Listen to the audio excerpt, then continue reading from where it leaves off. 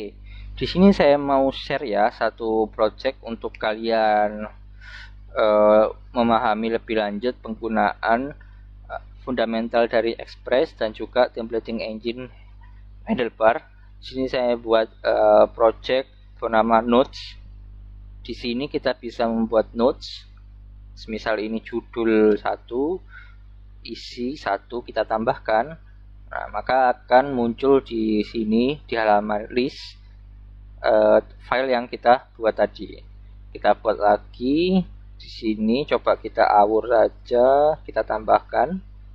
Nah, maka muncul di sini juga note ini bisa kita edit. Nah, bisa juga kita hapus. Oke, cukup simpel ya. Jadi memenuhi kriteria sistem CRUD, create, read, update, dan delete. Oke, dependensinya bisa kalian lihat di package.json. Jadi nanti file project ini saya share ya via GitHub, linknya di deskripsi bawah. Sini kita pakai 3 dependensi, Express handlebar, dan UUID. Saya jelaskan secara ringkas aja, silahkan kalian pahami sendiri ya secara mendetail. Saya kasih gambaran umumnya aja. Jadi di sini kita menyimpan datanya nggak di database, tapi seakan-akan di database kita masukkan ke variabel notes aja. Oke. Ada juga nanti folder public untuk serve static files. Sini juga ada routes untuk apa ya istilahnya, controller. Jadi ketika orang akses page list, URL create, edit, dan seterusnya, controllernya di sini. Util ini tambahan aja untuk mendeclare root directory. Terus ada view. Nah, di sini tempatnya HTML, tempatnya layout, tempatnya template ada di sini. Oke. Oh ya, di sini juga ada JS, ada image, ada CSS, Bootstrap. Ini untuk keperluan tambahan styling aja. Jadi di project kita setiap halaman itu punya header dan punya sidebar yang menjadi dinamis yang di bawah, yang di kotak ini ya, istilahnya di bodinya. Nah, sebenarnya cukup jelas ya di app.js ini, dimana kita pakai Express di port 3000, kita listen di port 3000, kita pakai engine handlebar, di sini kita declare, kita pakai template engine handlebar, di default layoutnya di main. Kalau kalian bingung handlebar kayak gimana, sudah pernah saya jelaskan di video juga. Terus di sini untuk body parsernya kita pakai bawaan dari Express. Di sini kita pakai express.static untuk serve directory. Jadi seakan-akan itu ketika orang akses ke URL asset itu sama seperti mereka mengakses folder public kita. Oke. Dimana di situ ada Bootstrap, CSS, JS, dan image. Untuk routing dibagi 3, untuk routing dashboard, untuk routing nodes. Di dashboard ini khususon untuk root aja. Terus di nodes di sini ada untuk menampilkan halaman list, create, dan halaman edit. Sedangkan untuk root database ini berupa API aja, dimana untuk post add, post edit, dan juga untuk hapus gitu ya. Nah, di sini kita panggil middleware-nya root dashboard. Nah, ini kita declare URL nodes, URL databases. Kemudian di sini ada halaman 404-nya, kita kirim secara manual, nggak pakai template. Root directory, folder view, root directory, folder view, halaman 404. Sini HTML aja ya. Oke, cukup jelas ya di sini ya. Mungkin saya akan cerita alurnya aja. Jadi ketika kita membuka halaman root, halaman ini, maka dia akan serve layout navbar, sidebar, dan juga main body. Kita lihat di sini. Di sini pakai layout main. Tadi kita lihat layout main.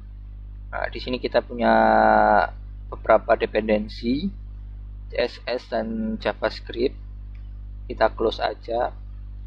Nah, kita fokus ke sini ya. Di sini kita import istilahnya part header, part sidebar. Filenya ada di folder view partial. Di sini ada header, di sini ada sidebar. Oke. Silahkan kalian lihat sendiri. Nah, kemudian yang berganti-ganti nanti di sini ya, di body. Coba kita buka root dashboard-nya, root dashboard.js. Nah, kita serve, kita render handlebar dashboard, dan juga kita kirim data title berupa dashboard. Jadi title nanti masuk ke sini ya, ini berupa title. Nah, nanti kalian lihat ini berubah-ubah. Datanya masuk mana? Datanya masuk ke layout. Nah, di sini ada, kita panggil data titelnya. Kita render kita render dashboard.handlebar. Nah, di sini ada dua button ya, menuju ke create dan menuju ke list. Itu aja sih, simple kan? Nah, nanti masuk ke notes. Kita lihat di sini kita declare ya, /.notes. Jadi, nah, coba kita kembali ke sini, controller notes. Nah, di sini kan URL-nya notes, kemudian create ya. Nah, tapi di sini kita cukup create aja. Nah, ini sudah kita tulis di sini. Jadi semua yang URL yang berawalan nodes ya ini nanti menggunakan controller root nodes. Nah, dimana root nodes ini ada list, ada create, ada edit. Coba masuk ke create ya. Alurnya kita buat dulu datanya. Di sini kita send data title, kita render halaman create.handlebar. Nah, di sini ada form di mana ketika kita mengsubmit ada judul dan juga ada isi. Nah, sesuai yang kita demokan. Nah, nanti masuk ke post ke database add ya. Jadi kalian lihat di sini kita juga udah menghandle URL yang masuk ke database. Kita pakai routing di sini ya, databases API.js. Nah, di sini kita siapkan API tambah edit dan juga hapus. Langsung dijelaskan aja ya. Jadi nanti ketika ditambah, kan nanti di sini ada data judul dan juga ada data isi ya. Kita submit ke sini ke pointer add. Jadi database add, karena di sini kita declare di sini ya. Kemudian kita masukkan UUID, kita masukkan judul, kita masukkan isi. Jadi UUID-nya tergenerate dari sini, dari library. Kemudian kita masukkan request body judul dan request body isi. Nah, kemudian kita tulis ke variable nodes-nya. Oke, untuk edit gimana mas? Edit juga sama. Jadi ketika kita membuat, bisa kita inspect gak ya? Nah, ketika kita edit, maka dia akan masuk ke nodes, edit, terus kemudian ada info UUID dari nodes tersebut ya. Jadi kita masuk ke control nodes, root nodes. Nah, sini edit. Nah, ini dinamik aja UID-nya. Kita ambil parameter UID unique tadi, terus kita cari ke dalam nodes. Nah, nodes ini kita ambil dari sini ya, database API. Kita ambil, kita carilah berdasarkan UUID, terus kita render ke halaman edit. Jadi halaman edit kita kirimkan konteksnya. Jadi nanti muncul kayak gini, diisi ya, judul isi. Oke. Ketika disimpan, nah, maka dia akan ke API edit.